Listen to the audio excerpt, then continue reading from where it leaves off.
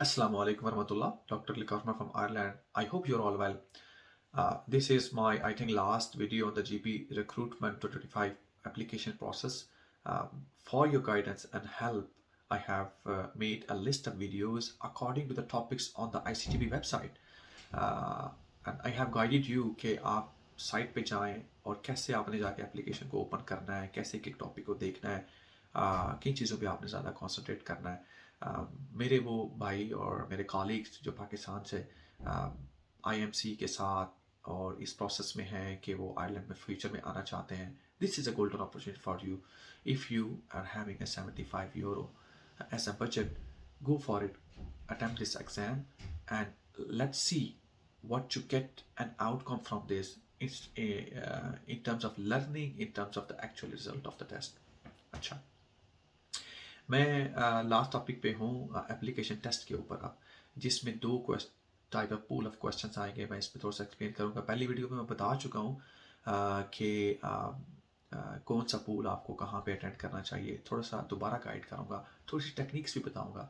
मैंने 2 दफ़ा ये एग्ज़ाम यूके में दिया है और 2 दफ़ा पास किया है 2 वीक्स की स्टडीज़ के साथ। मेरा पीडियाटिक बैकग्राउंड है और मेडिसन वगैरह का बैकग्राउंड नहीं है, but still I was able to pass and secure GP training in 2 times in UK and 1 time in Ireland.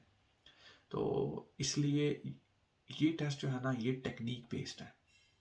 मैं आपको वो टेक्निक्स बताऊंगा एंड इंशाल्लाह I am pretty much sure कि आपको बड़ी हेल्पफुल होंगी और आप ये टेस्ट पास कर लेंगे।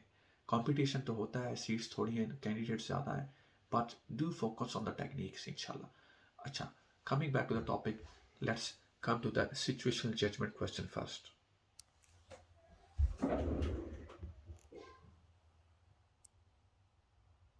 चलें जी, ये अगर आप देखें तो इस पे जो तीसरा टॉपिक था जिस पर मैं बात करना चाह रहा था वो था एप्लीकेशन टेस्ट।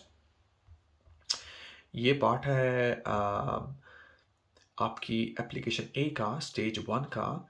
तो अगर आप 75 यूरो सबमिट करते हैं तो they will allocate your date, और की डेट्स की मैंने आपको बता दी है कि साइट्स पर लिखी हुई हैं कि 21 अक्टूबर लास्ट डेट है एप्लीकेशन की, and after that they will assess your application and then after that they will give you interview test.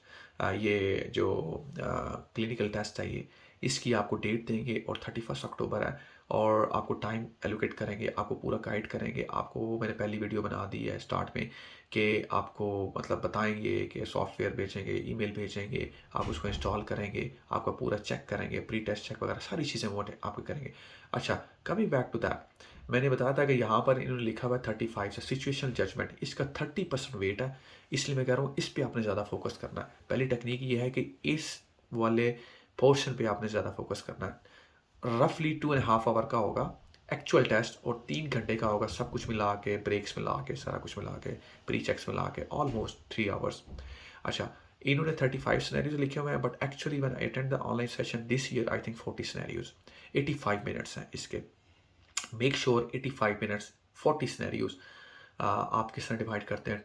2 minute आपके पास है, 2 मिनट्स फॉर ईच क्वेश्चन, और क्वेश्चन लंबा होगा और उसके ऑप्शन भी बड़े लंबे होंगे।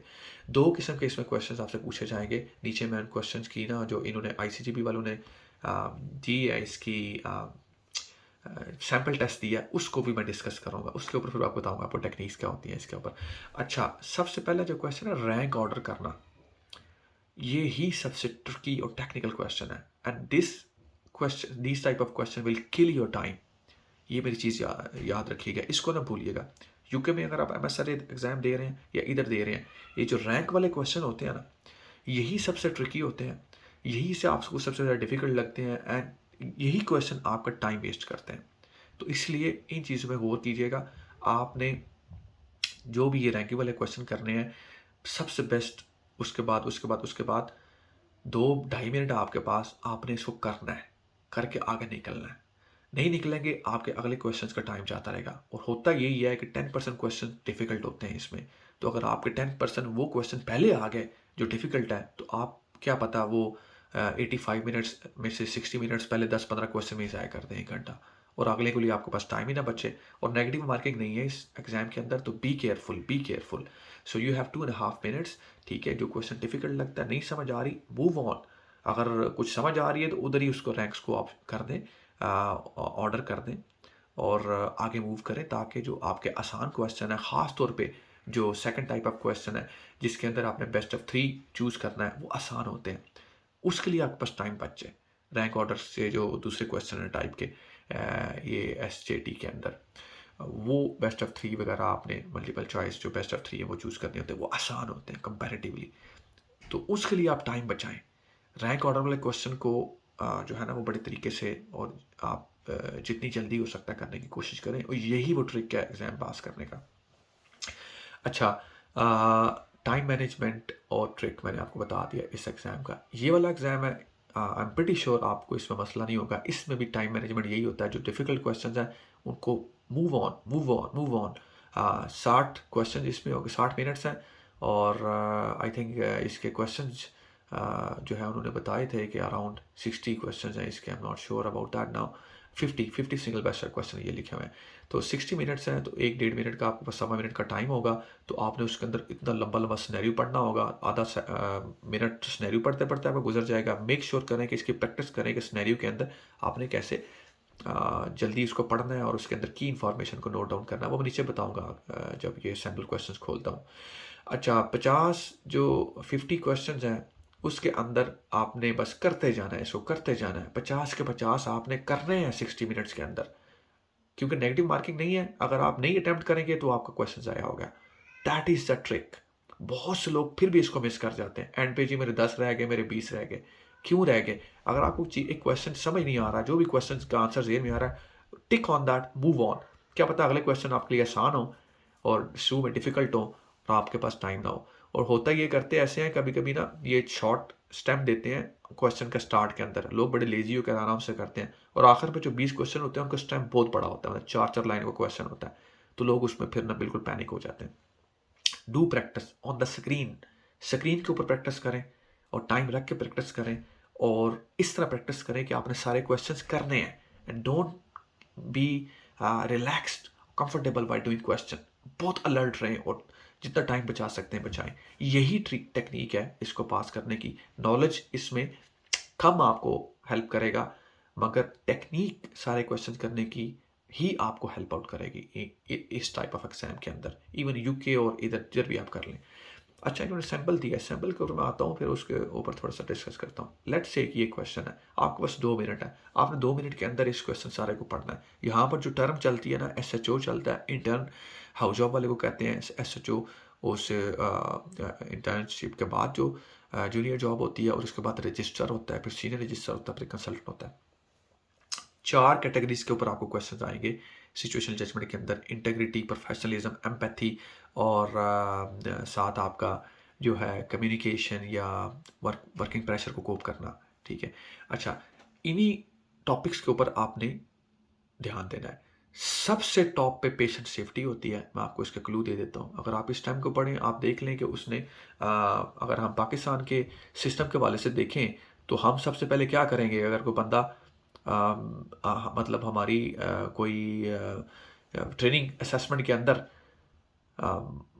लिखेगा कोई रिपोर्ट जिसके अंदर हमें इम्प्रूव करने की ज़रूरत है, तो हम सबसे पहले क्या करेंगे? हम उसे कहेंगे, भाई देखो आपको कोई गलतफहमी हुई है, मैंने तो बहुत अच्छा काम किया है, मेरी तो किसी के साथ लड़ाई भी नहीं हुई। तो हम तो सबसे पहले ए ही चूज़ करेंगे अगर पाकिस्तान के सिस्टम के मुताबिक काम कर रहे हैं, मगर ए इसका आंसर नहीं है। ठीक है। आपने उसको मतलब सुपरवाइज़र को तो नहीं कहना कि भाई तुम्हें मिसअंडरस्टैंडिंग हुई है, कोई ऐसा कोई मतलब आपकी पीछे चीज़ें नोट हो चुकी हैं ऑलरेडी इसके अंदर के आपके अप्रेजल में मसले थे और फिर नर्सों के साथ मसले थे। अच्छा, हम पाकिस्तान के सिस्टम के मुताबिक ना सोचें, इस सिस्टम के मुताबिक सोचें कि आपने सबसे पहली बात है कन्फ्रंटेशन नहीं करनी। ये एक ट्रिक है इन क्वेश्चन को। कन्फ्रंटेशन वाला जो जवाब होगा ना, सबसे आखिर भी आपने लिखना है। ठीक है। ये उसने ऑर्डर में लिखे हैं, सारे ठीक हो सकते हैं ये, मतलब ये सारे 5 के 5 ठीक हैं, मगर सबसे बेस्ट कौन सा है ये आपने चूज़ करना है। तो कन्फ्रंटेशन वाला सबसे आखिर पे रखना है। ठीक है। और जिसके अंदर आपकी कंसल्टेंट सुपरवाइजर इन्वॉल्व होता है ना, ठीक है, यूजुअली वो आपने सबसे टॉप पे रखना होता है। अनटिल अनलेस एक severe threat to the patient safety. For example, एक बंदा है वो ड्रंक होके आ गया डॉक्टर, तो he is a direct threat to the patient safety.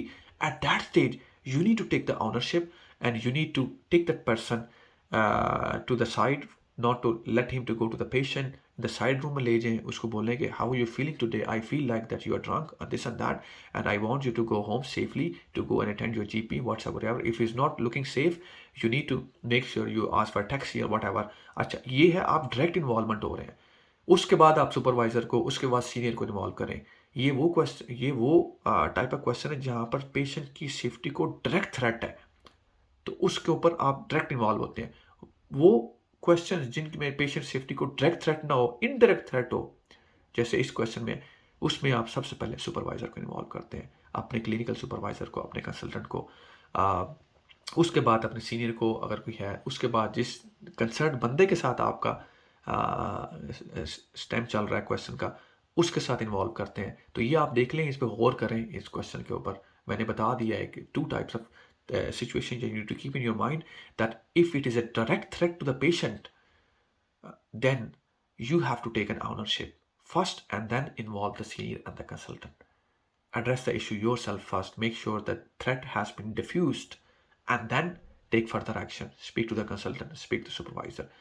अगर थ्रेट डायरेक्ट नहीं है, आप खुद डायरेक्ट कॉलीग्स के साथ बात करें और उसके बाद कंसल्टेंट को इन्वॉल्व करें। इस तरह के क्वेश्चन आप पूल पढ़ें सारा। अच्छा, इसमें जो पूल पढ़ना ना सिचुएशन जजमेंट क्वेश्चंस के अंदर, वो है एमसीक्यू बैंक। अगर आप गूगल पे जाएं, लिखें एमसीक्यू बैंक SJT क्वेश्चंस, ठीक है, उसके अंदर आपको आएंगे 200-250, ज़्यादा क्वेश्चन नहीं इनके होते, और इनको बार बार पढ़ने से आपको आइडिया होगा कि क्या इनके पीछे बैकग्राउंड लॉजिक क्या होती है। अच्छा, वो क्वेश्चन जो है वो पढ़ लें। वो €7 आई थिंक 3 महीने की सब्सक्रिप्शन है, तो वो ले लें, कुछ नहीं होता। आपको बहुत हेल्प करेगी, आपको इधर जॉब में भी हेल्प करेगी, आपको बाद में भी हेल्प करेगी, एग्जाम में भी हेल्प करेगी। It's very important. अच्छा, उसके बाद फर्दर ऑन पास मेडिसिन है, उसकी सब्सक्रिप्शन ले सकते हैं आप, जो भी सस्ती आपको मिलती है। ऑन एग्जामिनेशन की ले सकते हैं, SJT क्वेश्चंस ज़्यादा उनकी लें, मल्टीपल लें और ले सकते हैं तो। और ई मेडिका है, उनकी ले लें, बस दैट्स इट। बाकी आपको सारा आइडिया हो जाएगा। जो दूसरे क्वेश्चन हैं क्लिनिकल बेस्ड क्वेश्चन, वो बड़े आसान होते हैं। आप दूसरे टाइप ऑफ क्वेश्चन इसमें देखें ना SJT के अंदर, ये बड़ा आसान होगा कंपैरेटिवली, आपने इसको भी करना। हाँ, इस क्वेश्चन के अंदर इंपॉर्टेंट चीज़ जो क्वेश्चन के अंदर ये है कि आपने जो डिस्ट्रक्टर है ना क्वेश्चन के अंदर, उसको अवॉइड करना, फोकस करना, पूछ क्या रहा है आपसे, ये बहुत इंपॉर्टेंट। इस पे फोकस करें कि उसने ये डिस्ट्रक्टर रूडली टेल्स यू, ये डिस्ट्रक्टर है आपके लिए, और इसका मतलब होगा कि आपके साथ किसी ने मिसबिहेव किया तो आप या आपको उसके साथ लड़ाई करनी है। अगर पाकिस्तान के सिस्टम में आप काम कर रहे होंगे, यू विल फील कि अच्छा इसने रूडली बिहेव किया तो मैं तो पहले इसकी तबीयत सेट करूंगा, then I will see further. इधर ऐसा नहीं हो सकता। कन्फ्रंटेशन को आपने अवॉइड करना है, ये डिस्ट्रक्टर है, आपने डिस्ट्रक्टर को ढूंढना है अपने स्टेम के अंदर और उसको एड्रेस नहीं करना। तो इसमें आप देख लें, अपने आप को इम्प्रूव करना है, अपने सीनियर से फीडबैक लेना है, ठीक है। इसकी की उसने नीचे दी हुई है, BDF आप देख लें, बी के अंदर कॉलीग एडवाइस होगा इम्प्रूव अपने आप पे, मैं कैसे बाइक ठीक कर सकता हूँ, अपनी गलती को एडमिट करना है और कन्फ्रंटेशन से अवॉइड करना है, और यही की है इन क्वेश्चन को हल करने की। अच्छा, दूसरे नंबर पर क्वेश्चन जो है वो बड़े आसान है, क्लिनिकल बेस्ड क्वेश्चन है, बड़े सिंपल से नॉलेज से आप उसको हल कर सकते हैं, but time management is the big thing in them as well. तो ये है, इसके अंदर भी उन्होंने एक सैम्पल दिया है। तो इसके लिए आप एक सब्सक्रिप्शन ले लें कोई भी, मसलन इसमें देखें बात उधर ही आ जाती है। Make sure that you know what they are asking you. They're asking most important drug. This is the key. This is the key. Most important drug. सारी ड्रग्स इसमें काम आ सकती हैं एनाफिलेक्टिक शॉक के अंदर, but most important will be adrenaline. अच्छा, ये मतलब दिस इज माय परसेप्शन। जो यही आपको की है जो आपने अपने क्वेश्चन के अंदर फाइंड करनी है, डिस्ट्रक्टर्स को अवॉइड करना है और जो पूछ रहा है ना मोस्ट इंपॉर्टेंट, उस पर फोकस करना है। अच्छा, ठीक है जी, अपना ख्याल रखें।